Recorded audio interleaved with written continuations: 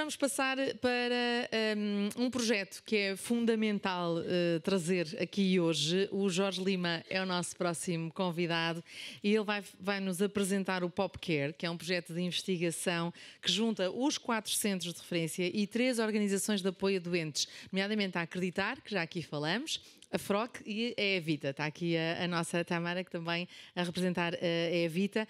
Isto tudo focado na medicina de precisão, portanto, isto para começar a fazer a ponte com o nosso próximo painel, que vai ser só sobre a questão da investigação. Olá, Jorge, bem-vindo. O púlpito é todo seu.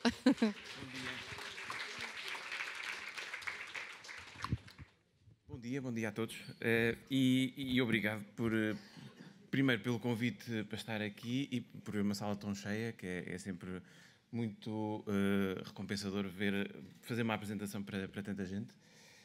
E é um gosto estar aqui para vos apresentar um projeto que tem vindo a ser desenvolvido.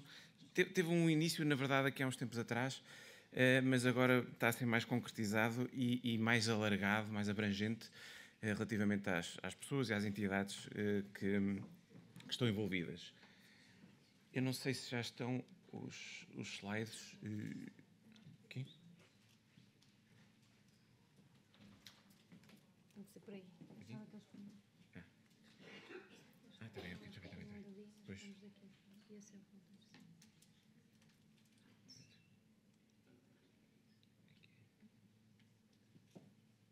Certo. Pronto. Aqui. Este projeto tem este acrónimo PopCare. O acrónimo vem do inglês porque quando nós preparámos este projeto foi para submeter a uma candidatura de um prémio para medicina de precisão, mas traduzindo para português isto quer dizer Plataforma de Medicina de Precisão e Oncologia Pediátrica. Isto é para, em termos gerais, é para trabalhar a nível nacional com toda a gente, todos os centros clínicos e todos os médicos e clínicos que tratam de crianças com cancro. E, portanto, esse é o nosso ponto principal e surgiu esta ideia desta plataforma no seguimento de uma organização que foi criada em Portugal, que é este National Cancer Hub. Portanto, o National Cancer Hub foi uma entidade portuguesa que foi criada para trazer o Plano Europeu de Combate ao Cancro e ajudar a implementar a Estratégia Nacional de Luta contra o Cancro. Neste âmbito foram criados vários grupos de trabalho, entre os quais um grupo de trabalho de Oncologia Pediátrica. E foi nesse contexto em que eu e mais uma série de pessoas que estão aqui elencadas, várias delas aqui presentes hoje connosco, que chegámos à conclusão, debatemos quais é que eram os desafios e os problemas da Oncologia Pediátrica em Portugal. Entre vários, nós chegámos aqui a estes 4 e um deles era este ponto número 2, que era os estudos de biologia molecular que permitam a inclusão em ensaios clínicos, internacionais, multicêntricos e fornecer dados moleculares, dados genéticos que permitissem ajudar a abordagem clínica. Quanto mais informação nós temos sobre o doente, sobre o seu tumor, mais informado e mais eficaz deve ser o tratamento. E, portanto, a genética e a biologia molecular é fundamental neste processo. E foi por causa disso que nós, então, ali em conjunto, decidimos desenvolver e implementar, neste momento está nessa fase, esta plataforma nacional chamada PopCare.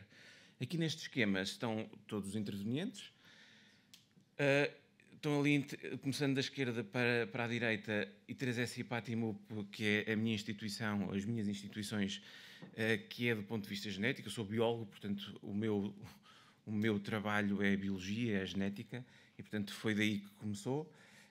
E depois temos os vários centros clínicos que trabalham connosco, que são os 4 centros clínicos que tratam de crianças com cancro. O IPO do Porto, o Hospital São João, Centro Hospitalar, o Hospital Pediátrico do Centro Hospitalar da Universidade de Coimbra e o IPO de Lisboa. Temos também a Universidade de Coimbra e a Faculdade de Medicina a trabalhar na parte da genética, isto a nível da clínica/genética. E depois o que para nós foi fundamental foi incluir associações e instituições que não tivessem só clínica, portanto, tivessem, sobretudo, no interface com a sociedade, no interface com os pais, com as crianças, e por isso é que temos a Acreditar, temos a Fundação Rosário Castro, temos a Evita, a Associação Portuguesa de Investigação em Cancro e a Sociedade de Hematologia e Oncologia Pediátrica. Portanto, Há aqui entidades do ponto de vista clínico e laboratorial, há entidades do ponto de vista societal, e, portanto, eu acho que aqui temos um conjunto virtuoso de entidades e de pessoas, sobretudo de pessoas, que é o mais importante para trabalhar esta área. Estas são as 4 necessidades que nós encontramos e que nós achamos que a PopCare vai responder. Primeiro, embora isto esteja a melhorar bastante, mas continua a haver um certo acesso limitado às tecnologias de vanguarda a nível genético. É isto que eu quero dizer aqui. Portanto, a nível molecular, ainda estamos em desenvolvimento, estamos a andar bem, mas continua a haver alguma limitação. E portanto, nós colocamos no centro e temos acesso a todas essas metodologias. Depois há dificuldades logísticas e financeiras para pedir os testes genéticos e, portanto, alguma coisa que centralizasse, que explicasse e que tivesse muito claro como é que se faz e que ultrapassasse as barreiras, pelo menos numa fase inicial, financeiras à execução dos testes, era muito importante. Esta falta de um sistema de referenciação está diretamente ligada a estas dificuldades logísticas. E depois aqui um ponto que acho que é muito importante, que é, nós podemos fazer um teste genético, nós temos informação genética que sai do teste, mas depois lê-la, interpretá-la e traduzi-la para uma aplicação clínica requer capacidade, requer expertise e que só se consegue se tiver toda a gente junta a discutir este aspecto. Portanto, neste aspecto também a PopCare vai ajudar. Eu acho que aqui há uma coisa importante, que é, esta plataforma não nasceu do nada, nasceu no seguimento de um projeto já existente e, portanto, nós já desde 2019 que estamos em conjunto a fazer testes genéticos, mas neste caso, por exemplo, nós não temos o envolvimento das associações de doentes e, portanto, é um bocadinho mais limitado. Mas esta foi a base para onde nós começámos. Nós, desde 2019, temos feito estes testes, temos acompanhado e temos percebido qual foi o impacto dos testes durante este tempo. E só para vocês terem uma ideia, temos quase ou mais de 400 casos estudados, 223 casos de tumores cerebrais e extracerebrais 180. E, portanto, nós daqui já tirámos várias métricas, mas aquilo que é mais simples, e hoje aqui para não perdermos muito tempo, eu posso dizer-vos que mais ou menos metade dos tumores que nós estudámos tinham alterações em genes-chave para diagnóstico e prognóstico, e, portanto, de alguma forma ajudou. Pode não ter sido necessário, mas noutros casos foi necessário. O que é facto é que, nestes casos, foi importante para ajudar no diagnóstico ou no prognóstico, e depois em 38% de alterações genéticas em genes que podem ser alvos terapêuticos. Novamente, não quer dizer que sejam, mas ou são neste momento ou podem vir a ser no futuro próximo. De qualquer forma, os números são interessantes deste ponto de vista. E foi também por causa disto que nós achámos que era importante prosseguir. No fundo, aqui este é o método de trabalho que nós temos idealizado, temos proposto. É simples, ou seja, os laboratórios, aqui é o IPAT-IMUP, o I3S e a Faculdade de Medicina da Universidade de Coimbra, principalmente, que trabalham com todos os centros clínicos, recebem as amostras para estudar e depois de termos o teste genético, faz-se um relatório com aquilo que se encontrou, mas também se fazem reuniões multidisciplinares para discutir a tal questão de tentar traduzir os resultados genéticos para a aplicação clínica, ou para mais facilmente chegar à clínica. Portanto, isto só se consegue pondo toda a gente junto a discutir os aspectos concretos. Isto são os tais, que eles chamam Molecular Tumor Board, mas não é mais do que uma reunião multidisciplinar onde entram vários especialistas em várias áreas.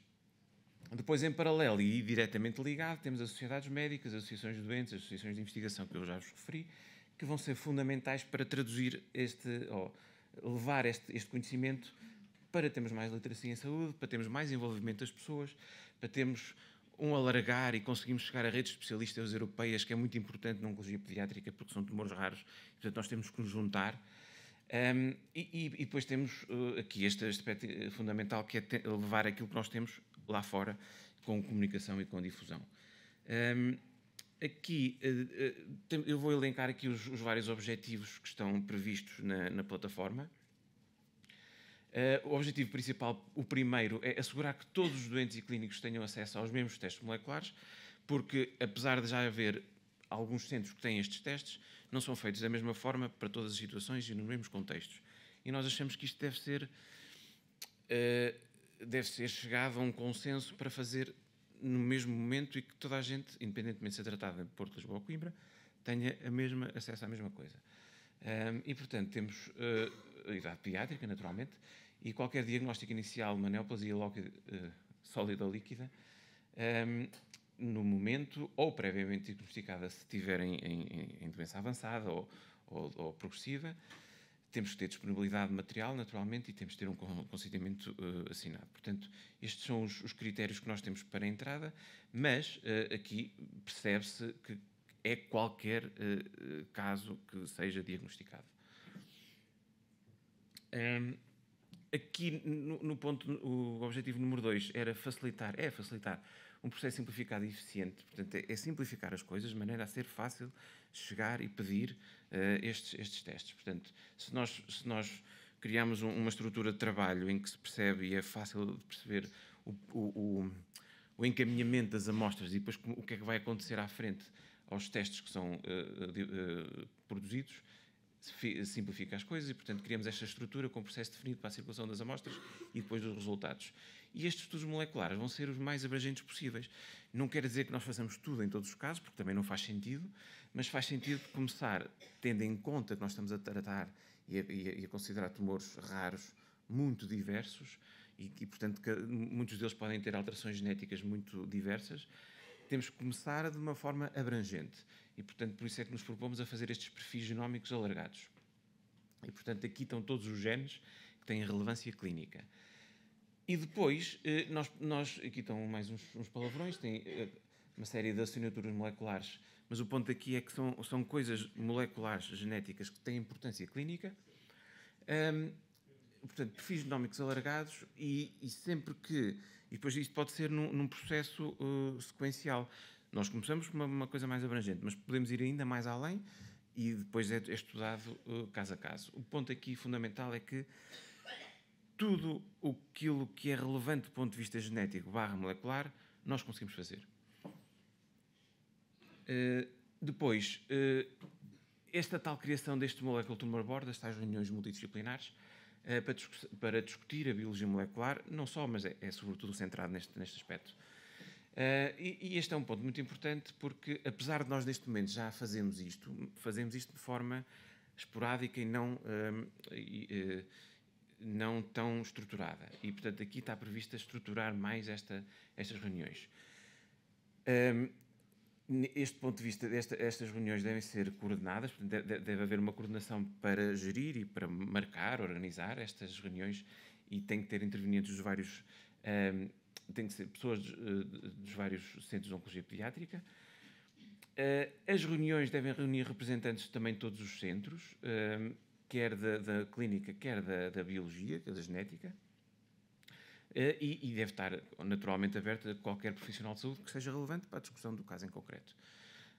E depois, idealmente, daqui destas reuniões, virá uma recomendação de uma ou mais, depende da situação concreta, ou nenhuma, porque também existe essa possibilidade, claro, mas o ideal era haver uma recomendação que esteja alinhada com aqueles resultados genéticos que nós estamos a obter. Portanto, nós temos os testes genéticos, obtemos os resultados, discutimos nestas reuniões multidisciplinares e depois, sempre que é possível, tentamos chegar a uma recomendação para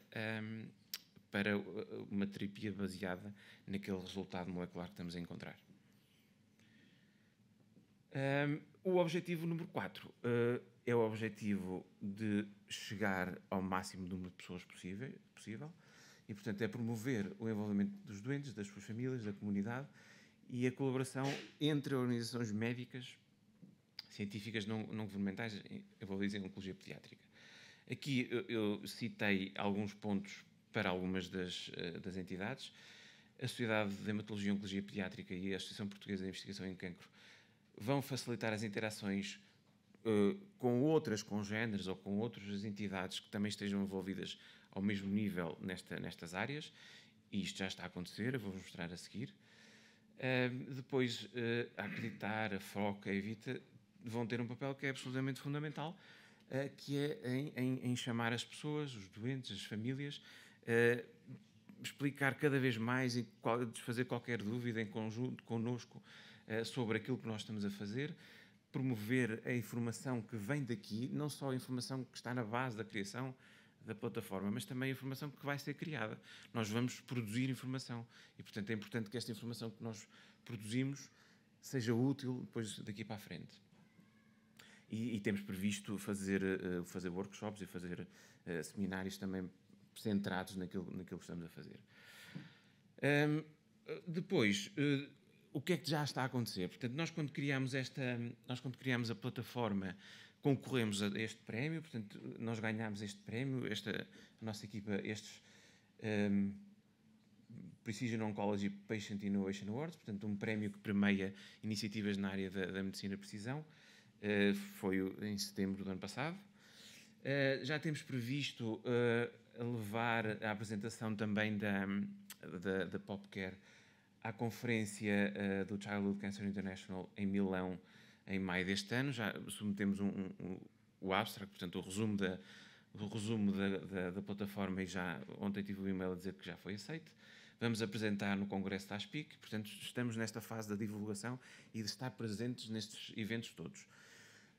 Do ponto de vista operacional, os 4 centros têm já em andamento as submissões à Comissão de Ética e aos Conselhos de Administração para ter as burocracias e as aprovações todas direitinhas e, portanto, eu julgo que em breve iremos começar, de facto, a funcionar.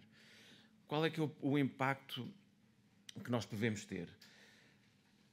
Aqui está sumariado. Logo à partida, a equidade no acesso a estes testes genéticos. Se nós sabemos como fazê-los e disponibilizamos estes testes a todos os centros, nós vamos ter a certeza que vamos ter acesso aos mesmos testes e toda a gente pode ter acesso a esta capacidade. Vamos ter o aumento dos doentes tratados com tratamentos personalizados, porque muitos ensaios clínicos requerem testes moleculares e testes genéticos para saber as alterações que têm. Nós achamos que vamos melhorar a integração em ensaios clínicos. Como vamos produzir informação cada vez melhor, vamos ter também capacidade de dar formação avançada. Como vamos centralizar e perceber quais são os testes mais adequados a fazer, também vamos chegar a um ponto em que vamos perceber e vamos otimizar os custos. Criar informação muito importante para que haja introdução de novos fármacos no mercado, porque nós vamos saber qual é que é a prevalência de determinadas alterações genéticas, porque ao fim do ano, se temos o país todo a ser estudado, nós sabemos qual é que é a prevalência das determinadas alterações, o que pode ser relevante do ponto de vista dos fármacos. Aumento do conhecimento da medicina de precisão, melhorar a literacia, portanto, tudo o que é informação e chegada da informação às pessoas.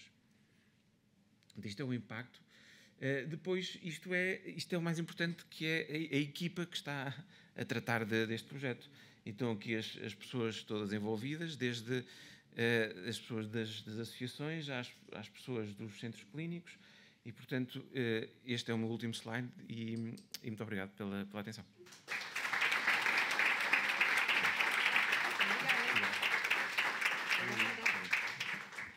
Muito obrigada. Eu acho que ainda tinha mais um slide. Não é? Faltou este. Eu vi uma fotografia na apresentação. Estas são as pessoas do Ipatimub que fazem depois os testes, de facto, no laboratório. Quem trabalha? Esta foi uma fotografia. Esta foi uma fotografia do Natal do ano passado. Olha que bom. Aqui. A grande equipa. Ok, muito obrigado. Obrigada. Muito obrigada, Jorge Lima, e muitos parabéns. Acho que este projeto, de facto, vai ser extraordinário. E, por falar em coisas extraordinárias, passamos para o Prémio Rui Osório Castro deste ano. Do ano passado, exatamente. Para o próximo, deste ano vamos fazer já a seguir. Catarina Gomes, muito obrigada também por se juntar a nós e vamos conhecer então um bocadinho mais sobre a edição passada. Obrigada. Não sei se me conseguem ouvir bem. Antes de mais, eu não posso começar a apresentar o que estivemos a desenvolver neste último ano sem agradecer do coração esta oportunidade que nos deram, porque eu, como investigadora, um dos nossos maiores desafios é realmente conseguirmos fazer, ou melhor, e quando eu digo fazer, não é só pela minha capacidade como investigadora de ir à procura e trabalhar no laboratório, mas ter os recursos. E infelizmente, nos dias de hoje, ter os recursos passa muito por ter dinheiro. E foi decisivo, eu posso dizer isso com toda 100% de certeza, este investimento para nós arrancarmos realmente com este projeto. Só para contextualizar um bocadinho, eu faço investigação há cerca de 15 anos. O meu grande background é tumores do estômago, portanto, é uma história completamente diferente. No entanto, como é que isto começou? Isto começou com uma conversa típica de amigas. Um dia, há cerca de 3 anos atrás, eu estava a discutir com uma grande amiga minha, que é presidente da Liga aqui em Lisboa, a Marta, sobre os nossos filhos e as dificuldades que estávamos no crescimento e desenvolvimento dos nossos filhos. E no fim da conversa, simplesmente surgiu ela: Cata, temos aí até umas oportunidades de... Porque é que tu, que fazes essas coisas da glicobiologia, não queres perder um bocadinho do teu tempo e fazer... O que é que tu achas de ir nestes casos tão raros, sarcomas? Eu sei que é difícil. Eu, Marta, obrigada, vou pensar no teu caso. E claro, aquilo ficou-me na cabeça e nunca foi esquecido. E em casa pensei várias vezes, e às tantas na minha pesquisa já incluía também um pouco sobre o que é isto de sarcomas pediátricos, e o que é que existia daquilo que eu faço como investigadora nesta área. E às tantas fui discutir isto com o meu chefe. Se havia realmente oportunidade, se ele me dava a oportunidade de poder explorar, ser um bocadinho da nossa zona de conforto. E o meu chefe, o Dr. Celso Reis, disse: sim, Catarina, eu apoio-te. Nesse mesmo dia quase fomos falar com o Jorge, porque sabíamos que o Jorge era a única pessoa que tinha alguma ponte clínica, que é importantíssima, porque nós sozinhos não fazemos estas coisas, não é? É muito difícil. E Jorge também esteve super aberto, disse logo: espetáculo, quanto mais nós atacarmos tudo o que é possível de informação sobre, neste caso, sarcomas, não são todos os cancros pediátricos, melhor. E pronto, e foi assim que tudo começou. E, basicamente, o prémio que nós ganhámos ano passado, isto foi um prémio que eu depois, na altura, tinha comigo a trabalhar a Isabel, que era uma pós-doc, e estendi o desafio à Isabel e submetemos o projeto, tivemos o financiamento e, basicamente, de uma forma muito geral, o nosso objetivo era... Nós, da nossa experiência com carcinomas, nomeadamente de estômago, sabemos que os glicanos, ou a glicosilação, é um processo que tem um papel muito relevante, quer no desenvolvimento, quer na progressão da doença. E então a pergunta era muito simples, mas há espaço para estudar também a glicobiologia nestes casos? No nosso caso em particular eram os sarcomas. E foi assim que nós começamos o nosso trabalho. E eu sei que tenho que tentar ter um cuidado de falar uma linguagem que toda a gente tenta perceber, que é um bocado difícil, mas tenho que introduzir o tema. O que é isto, então, afinal, da glicosilação ou glicobiologia? Se nós percebermos ali, eu penso que o pointer será isto que diz laser.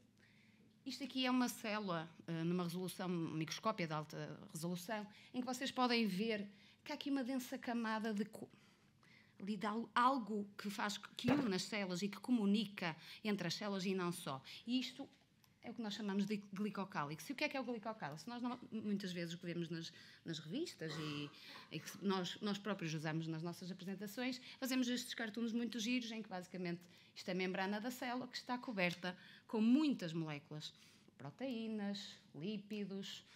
E estas moléculas não são por si só, ou não têm a sua função sozinhas, então, e sofrem aquilo que nós chamamos de modificações. E uma delas é isto da glicosilação. E então o que é a glicosilação? É um processo muito controlado dentro das células e muito importante, regulado por imensas enzimas, estamos a falar de centenas de enzimas, em que no produto final elas têm que conseguir pôr uns açúcares. O que elas fazem é transferir açúcares de uma forma muito programada para estas tais moléculas, sejam elas proteínas, lípidos, ou até mesmo formar por si só, macromoléculas de açúcares, que é o caso do ácido hialurónico, de certeza que já ouviram falar. Portanto, não é difícil perceberem que, se isto existe, tem que ter uma certa relevância, e tem relevância não só para a comunicação das células, comunicação com a própria matriz, a própria interação com patogénios e, claro, no nosso caso, quando há alterações deste padrão normal, nós temos depois o papel no sentido que podem interferir em muitos processos biológicos que depois podem desencadear ou auxiliar o desencadeamento de uma célula tumoral, como também persistir e estar envolvido em muitos dos processos que acontecem ao longo do desenvolvimento tumoral. E, como eu tinha dito, faz parte, há muita informação clínica e há muita relevância realmente destes açúcares, não só por ativação de receptores, que são muito importantes e até alvos terapêuticos, como respostas imunológicas e até mesmo a capacidade das células poderem mover-se é muito dependente destes açúcares. Portanto, os glicanos têm realmente um papel muito importante em quase todas. Se tivermos que definir etapas do desenvolvimento e de progressão tumoral, realmente tem um papel em quase todas estas etapas. E é assim tão importante que, principalmente para os clínicos, dos poucos biomarcadores que são usados na clínica, não para diagnóstico, infelizmente, mas principalmente para monitorização e recorrência das doenças, alguns desses marcadores não são nada mais ou menos que açúcares. O CA199 é um caso de um açúcar hipercialilado terminal, e, por exemplo, o CA72.4 é um açúcar truncado. O que é um açúcar truncado? Em vez de termos a formação normal de uma cadeia complexa, há um problema e temos a formação de coisas aberrantes mais pequenas. Pronto. E, na altura, o que é que se sabe, então, no caso que nós estávamos a propor estudar em sarcomas? Muito pouco. Aliás, eu acho que é uma informação transversal a todas as áreas de estudo, não é só a área da glicobiologia. Há muita pouca informação sobre o que é que existem nestes casos. Mas achei muito interessante que, da pouca informação que nós tínhamos, sabíamos que, pelo menos, a sililização, que é um processo, como eu tinha dito, este próprio é um ácido ciálico, uma forma terminal de sililização, que os ácidos ciálicos realmente estavam subexpressos em alguns destes casos, e tinha encontrado, na altura, que realmente um GD2, o que é um GD2? É um lípido hipercialilado, que se chama gangliosídeo. Há vários tipos de gangliosídeos, este é o caso do GD2, GD3. Havia também já alguns reportes sobre, ou alguns manuscritos sobre realmente a sobreexpressão destes gangliosídeos em certos tipos de sarcomas, nomeadamente osteosarcomas. E, interessantemente, desenvolveram um anticorpo que, pelos vistos, está a ter muitos bons resultados, pelo menos de fase 2 e 3, em casos metastáticos de, se não estou em erro, de osteosarcoma e também neuroblastomas. Não é o caso dos sarcomas, mas também há. Portanto, qual era a nossa hipótese? Então, há alterações da biossíntese destes glicanos nos sarcomas pediátricos e, se sim, tentar perceber então qual é o seu papel. Pronto, e aqui começou o nosso trabalho com a ajuda do Jorge, que nos encaminhou principalmente para os clínicos, que nos deu todos os contactos e agilizou muito este processo, que para nós também é muito moroso. E isto é alguns dos resultados que nós já temos, que foi com a ajuda da patologista, a doutora Helena Barroca, e também muito graças à disponibilidade da doutora Elizabeth Rios, em que conseguimos construir uma cohorte de retrospectiva há cerca de 20 anos, onde temos cerca de 184 casos, e se a gente subdividir isto, principalmente nos subtipos mais frequentes, temos realmente o sarcoma de Ewing, o rabdomiosarcoma e o osteosarcoma como os mais prevalentes, ou seja, isto vai muito alinhado com as estatísticas mundiais, europeias e não só. Portanto, o nosso panorama, pelo menos ali no Norte, é muito semelhante. Eu tenho mesmo que agradecer muito aqui a participação, porque todos estes trabalhos não são possíveis sem os clínicos e temos que realmente valorizar todo este trabalho, porque fora todo o tempo que eles têm que perder a fazer a sua função como médicos, têm que perder, disponibilizam do seu tempo, e a doutora Elizabeth nisso foi impecável, perdeu dias das suas férias agora no Natal a olhar todos estes blocos e selecionar os blocos mais representativos para nós podermos prosseguir o nosso estudo depois da detecção destes glicanos alterados nos tecidos dos doentes. Pronto, mas daqui desta reunião também que tivemos com as doutoras, surgiu, e principalmente porque envolvemos depois neste estudo uma aluna, para poder fazer a sua tese de mestrado, a Mariana, que veio comigo hoje, e mesmo quando estávamos a decidir o que fazer, sugeriu-se que o ideal seria focarmos nos 3 mais prevalentes, porque era impossível. Estamos a falar de mais de 100 subtipos que podem existir de sarcomas, então, a partir de agora, focamos o nosso estudo realmente nestes 3 subtipos mais prevalentes. E claro, como estamos a falar de amostras que estão guardadas, muitas delas há 20 anos, e casos extremamente preciosos, e nós não podemos usá-los... olha, agora vamos fazer aqui 20 lâminas e fazer aqui 20 marcadores só para ver se encontramos alguma coisa. Portanto, a estratégia foi, na altura, vamos então ver o que é que está disponível comercialmente. Encontramos realmente 3 linhas que derivaram. Linhas solares consegue-se construir uma linha que conseguimos cultivar in vitro no laboratório através de um pedacinho de um tumor neste caso, de crianças, ok? Por exemplo, para o sarcoma de Ewing conseguimos esta linha solar, que derivou de uma menina que tinha 15 anos. Aqui o rhabdomyosarcoma foi de um bebê de 7 dias e osteosarcoma de um rapaz com 14 anos. Portanto, tínhamos estas linhas. Uma das coisas que nos intrigou logo à primeira instância foi as linhas que estão lá, diziam de onde derivavam, mas não tínhamos um perfil genético que é basicamente nos dias de hoje o pouco que sabemos sobre estes casos. Então pedimos ajuda ao Jorge e à Anabela e fizemos o rastreio genético só para perceber, pelo menos para nós termos confiança que isto realmente são linhas que refletem um bocadinho aquilo que é a realidade. E realmente, principalmente, por exemplo, para o sarcoma de Ewing, em que há muito esta translocação da fusão destes 2 genes, estava presente. Portanto, tivemos confiança que estas linhas eram fidedignas, só seja, para podermos começar estes nossos estudos. E então fizemos um screening de alguns biomarcadores que tínhamos no laboratório, não só de biomarcadores de estruturas glicanas associadas a cancro, mas também de alguns receptores conhecidos como influentes em carcinogénesis, pelo menos, como estou a dizer, em carcinomas, que era o nosso grande background. Só alguns exemplos. Isto é o que nós obtemos, por exemplo, no microscópio, que nós fazemos a marcação destas linhas solares como anticorpos que reconhecem estes glicanos que têm um marcador fluorescente, portanto, depois facilmente a gente vê no microscópio se elas ficam fluorescentes, é sinal que têm reatividade para aquele marcador, ou seja, que têm a presença daquele marcador. E prosseguimos. O que eu vou apresentar hoje foi só focado neste aqui, que é os heparansulfatos, em que deu heterogénea a sua expressão, mas bastante forte, pelo menos na linha MG67. Então, o que é que fizemos? Vamos perceber se então isto tem importância, relevância ou não. E para perceber, tem que ter aquele contexto de tem e não tem, são diferentes. Biologicamente e em termos de o seu impacto em algumas características que nós avaliamos no laboratório. Por exemplo, motilidade, ativação de receptores, etc, etc. E foi o que fizemos.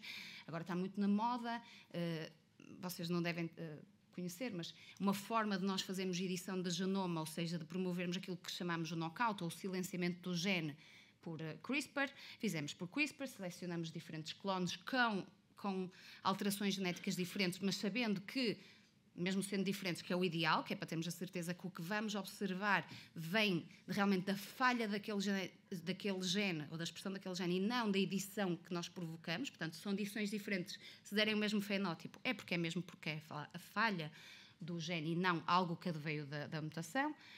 E, primeira coisa, validar que realmente o knockout funcionou, ou seja, que nós conseguimos silenciar a expressão do heparansulfato, vimos isto quer por fluorescência, quer por outra técnica, que se chama Western blot, em que vimos realmente que a linha normal, ou que nós chamamos wild type, o parental, tem realmente várias proteínas, este smearzinho aqui, com heparansulfatos, e quando nós silenciamos o gene, deixa de expressar, então, esses heparansulfatos. E isto é o último slide, em termos de resultados. O que nós estamos a fazer, o que fizemos também recentemente foi, então, o que é que acontece em termos de sinalização? Porque estes heparansulfatos estão presentes à superfície e estão descritos como, entre outras funções, serem muito importantes como, como é que se diz? Trapping, agarram, entre aspas, todos os sinais de citocinas e ligandos importantes de receptores. Portanto, são eles que, de certa forma, agarram e disponibilizam para os receptores. Portanto, era importante então perceber se há aqui um papel também na ativação de receptores. E foi o que fizemos. Compramos um array, onde temos nesse array muitos anticorpos que reconhecem fosforiladas, ou seja, ativadas de muitos desses receptores, e fomos ver o que é que acontece na linha então, parental versus as linhas silenciadas, e vimos que realmente há redução da sinalização quando não temos este heparano sulfato. Portanto, de certa forma, dizendo que os heparano sulfatos realmente contribuem, principalmente para estes receptores, que são receptores até bem conhecidos na clínica. Pronto, e só para finalizar, o que é que nós estamos a fazer de momento? E que perspectivamos fazer no futuro muitas mais coisas. Validar estes resultados do array, portanto temos que ter robustez nestes nossos resultados. Depois, também estamos a fazer a transcriptómica para perceber mesmo toda a dinâmica celular interna de sinalização, etc., que acontece, e tentar perceber outro papel de outras moléculas que possamos encontrar aqui como importantes. E depois, claro, o impacto biológico. Então, os heparano sulfatos têm papel em quê? No crescimento celular, estão envolvidos na proliferação das células, no metabolismo, na capacidade migratória e invasiva destas células, e isto é tudo que temos perspectivado assim num curto espaço de tempo. E se tudo correr bem, iremos submeter um projeto agora à Fundação para a Ciência e Tecnologia, com algo muito mais complexo e beneficiando deste nosso cohorte do Hospital São João.